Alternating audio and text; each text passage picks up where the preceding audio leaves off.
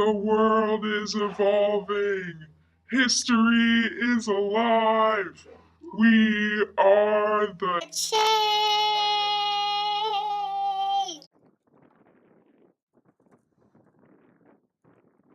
Oh, hey there.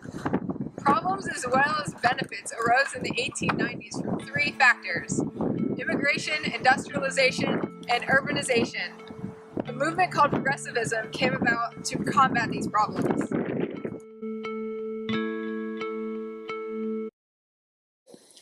They called themselves the Progressives and were typically motivated by religion.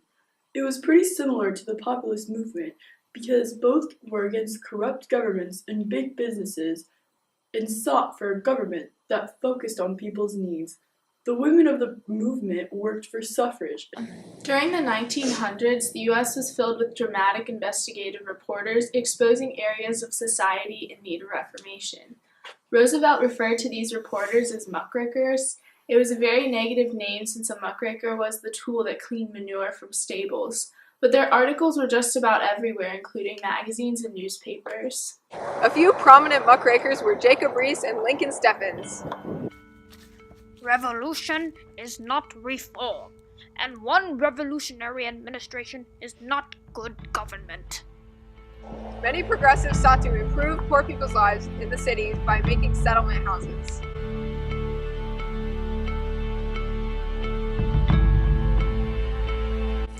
A settlement house was a community center that provided social services to the urban poor. The workers here gave mothers classes on childcare and helped to teach immigrants how to speak English. In addition, they ran nurseries, kindergartens, and art programs. One woman who became an important figure in the settlement house movement was Jane Addams. Old-fashioned ways which no longer apply to changed conditions are a snare in which the feet of women have always become readily entangled. Jane was inspired by settlement houses in London while visiting at Toynbee Hall. In 1889, she opened a settlement house called the Hull House in Chicago. An organization called the Young Men's Christian Association, or the YMCA, also supported the urban poor. They offered dances, sports, and classes in addition to supporting Christian values.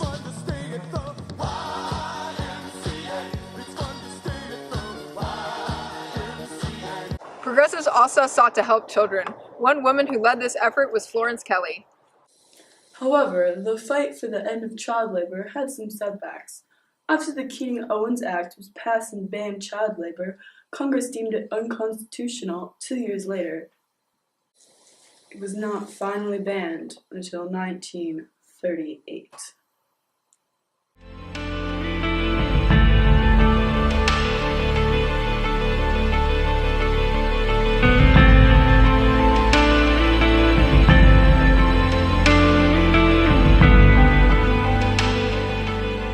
Progressives also use the value of education to try and better the lives of children. Some states passed laws that forced kids to go to school.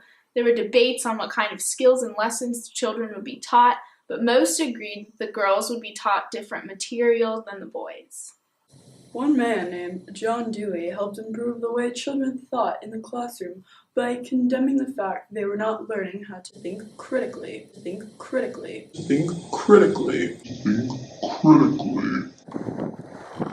Hey, over Oh, here. sorry. In the 1900s, America had many industrial accidents. The working conditions were really unsafe. The progressives tried to help these workers after a major incident.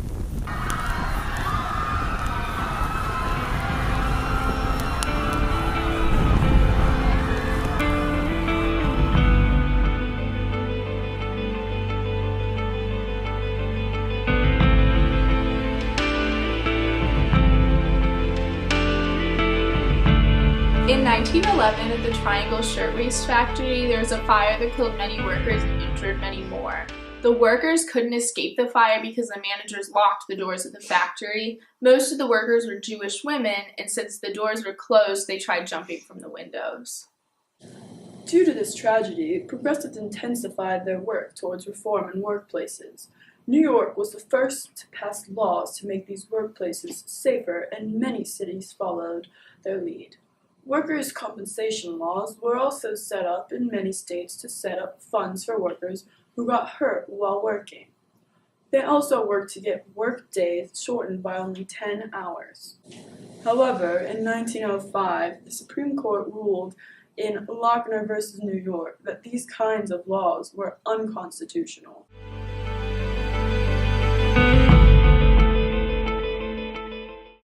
Is that even a...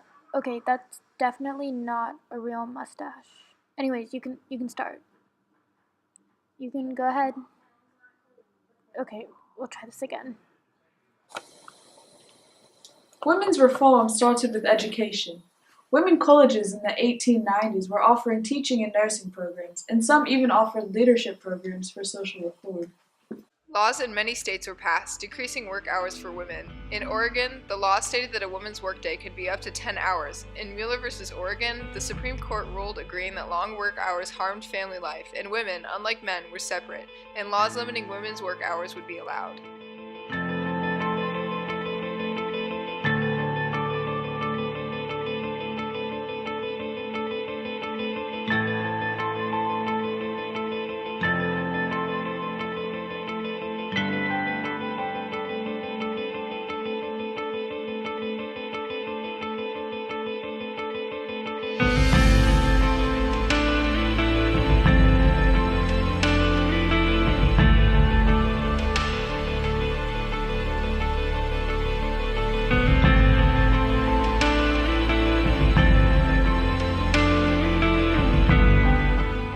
Women had many different ideas on how to improve family life. These ideas started the temperance movement, family planning, and the helping of Black families. But families were very large in the early 1900s, and some believed that these ideas were harmful to women's health. In response to this, Margaret Sanger opened the first birth control clinic. Sanger was labeled a public nuisance at first, but eventually federal courts supported her and allowed doctors to give information about family planning. Sanger also founded the American Birth Control League to reach more women.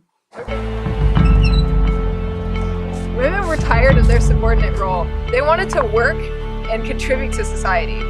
In 1899, the National Consumers League was founded by Florence Kelley. This new organization called for many reforms.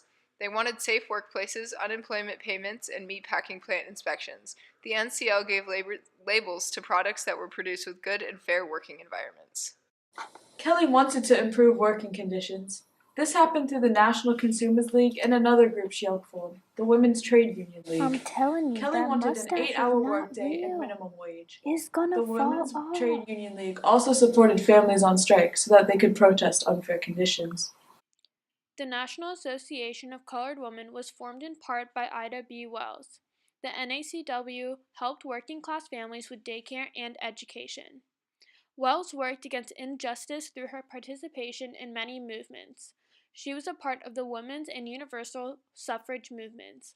She also ran for office in Illinois in 1930 and was the first African-American woman to do so in the United States.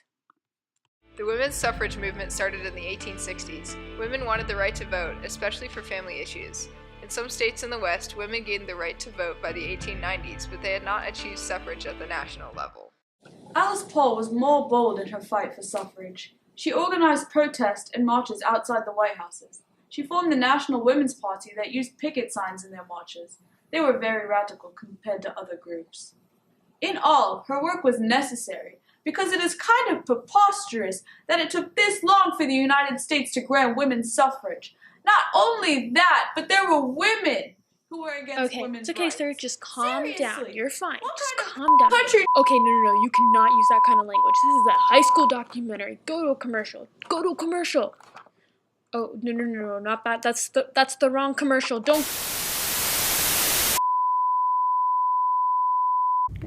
Welcome to Progressive, where the name and price tool will match all your insurance needs. Well, we're talking about Progressive Era, not Progressive Insurance.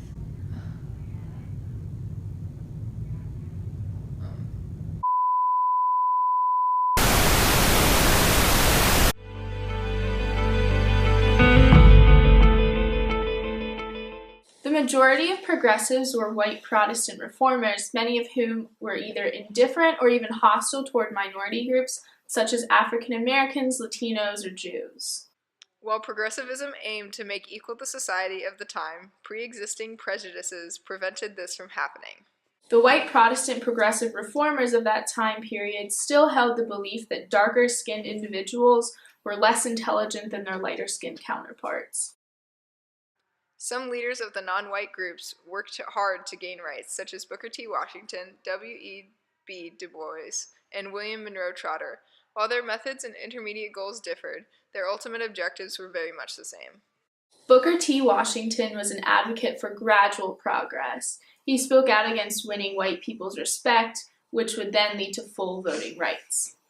Another organization for helping gain rights for African Americans was the NAACP, the National Association for the Advancement of Colored People. The riot that incited the formation of the NAACP caused some white reformers to realize that African American rights and liberties needed to be protected. The urbanization of cities by African Americans led to a network of agencies dedicated to helping settle and to find work for these people. This network was called the Urban League. The NAACP was more of a social and political justice organization, while the Urban League was geared more towards helping get basic necessities to the lower-class African Americans. African Americans were not the only oppressed group seeking liberation from their situation. Jews, Mexican Americans, Asian Americans, and Native Americans are among those who also fought for their rights. Mexican Americans formed the Partido Liberal Mexicano, which was quite similar to the Urban League. They also created mutualists, who were groups of Mexican Americans who helped with loans and legal issues as well as insurance. However, many Mexican Americans were still forced into unfair labor contracts. This was later solved by a Supreme Court decision. Because Japanese immigrants could not become American citizens, they could not own land. This led to many Japanese Americans selling land they once had or finding ways to get around the law, such as putting land in their children's names who had been born on American soil and were therefore American citizens. This law prohibiting Asian Americans from becoming citizens was taken to court, but it was to remain in place. This crushed the hope of many Asian Americans. Thank you for watching our documentary. We hope you learned a lot from Group 5 and Float. Hello, darkness, my old friend. I've come to talk with you again. This program is brought to you by Group 5 American Studies at Ursuline Academy. This project was assigned by Kathy Shellhouse and Tammy Bowman, the teachers of American Studies. The historians shown are not legitimate historians. The actress playing Flo is not the one used in progressive commercials. Group 5 Amstud members do not own any of the photos, quotes, voiceovers, titles, or company shown. Thank you.